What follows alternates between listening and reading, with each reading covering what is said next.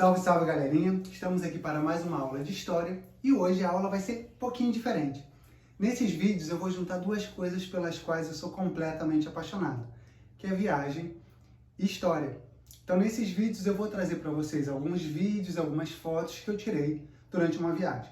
Ano passado, no dia 24 de julho, eu tive a oportunidade de visitar a Polônia.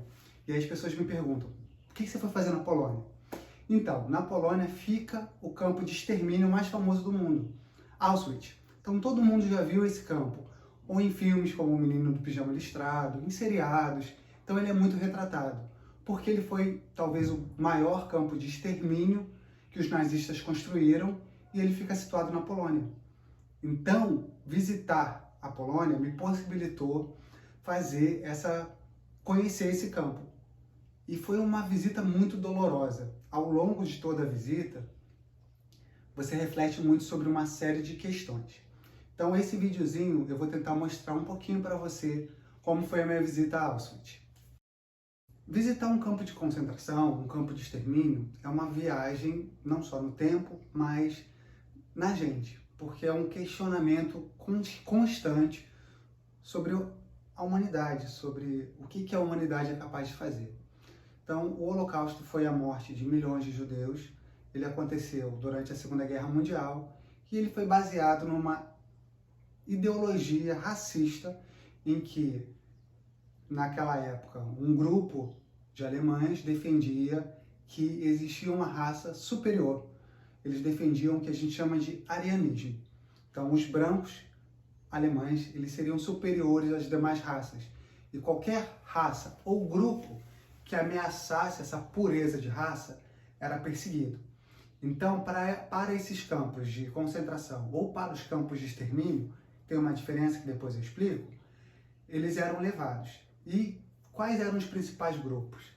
Judeus, negros, homossexuais, ciganos, evangélicos, porque os nazistas eles eram cristãos, presos políticos. Então todas essas pessoas, todos esses grupos ou etnias que não se encaixavam no padrão ariano, eles eram considerados inferiores, então eles eram presos e levados para esses campos, onde eles trabalhavam e a grande maioria acabou sendo morta.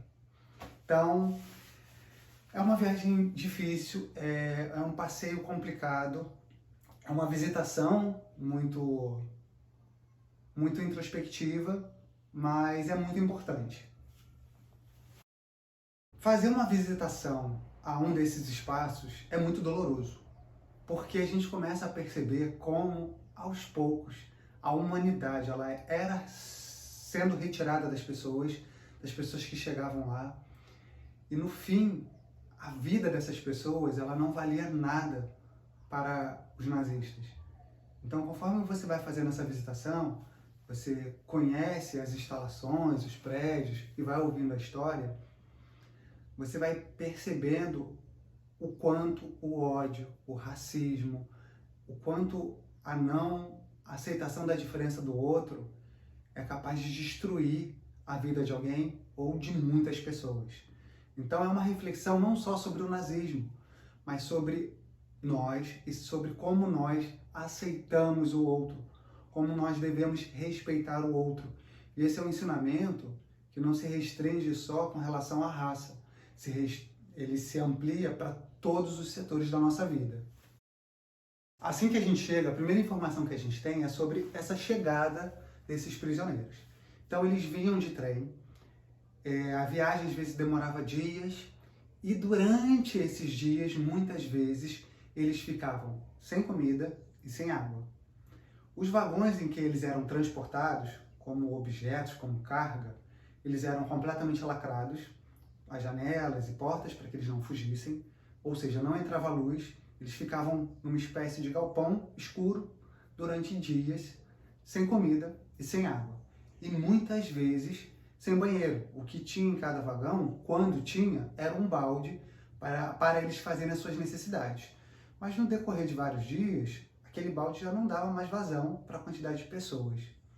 Então, os estudos apontam para que grande parte das pessoas, quando eram transportadas, elas morriam no meio do caminho, de fome, de frio, de doenças. e os corpos ficavam lá até o momento da chegada. Às vezes, os trens chegavam nos campos e ficavam horas ou até dias sem serem abertos, até que os funcionários pudessem fazer essa checagem, essa separação dos presos. E aí, assim que eles chegavam, quando eles desciam, eles geralmente eram separados em dois grupos. Um grupo, que era o grupo que eles consideravam saudáveis e que iria trabalhar, e um outro grupo que era diretamente levado para as câmaras de gás. Era um grupo que não serviria para o trabalho forçado. E na grande maioria eram crianças, idosos ou doentes. Então, quando você chegava no campo de concentração ou no campo de extermínio, você já passava por uma primeira seleção para saber se a sua vida valia ao menos alguma coisa ou não. Ou se naquele momento a sua jornada já estaria encerrada. Então, esse primeiro momento de chegada, ele era angustiante, porque as pessoas ficavam dias presas, sem saber o que ia acontecer, o que seria da vida delas. Então, esse já era o primeiro passo para você desumanizar aquele ser humano, que já começava a ser tratado como um animal, um bicho.